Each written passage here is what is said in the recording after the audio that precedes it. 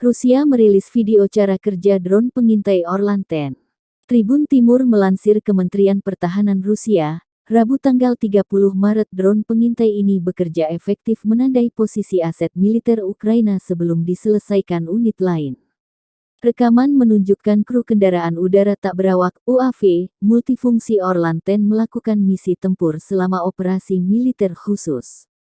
Kru Orlan-10 melakukan penerbangan pengintaian untuk lebih mengoordinasikan dan menyelaraskan operasi berbagai jenis peralatan militer di area medan tertentu. UAV dilengkapi dengan berbagai perangkat optik dan imager termal untuk mencari dan mengidentifikasi target. Tapi, pekerjaan UAV bukan hanya pengintaian.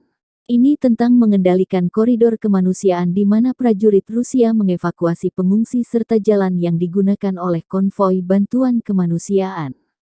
Kru Orlan-10 beroperasi sepanjang waktu, demikian keterangan video yang diunggah Kementerian Pertahanan Rusia dikutip Tribun Timur hari ini. Достаем фюзеляж, устанавливаем на пусковой установке. Устанавливаем руль высоты на хвостовую балку.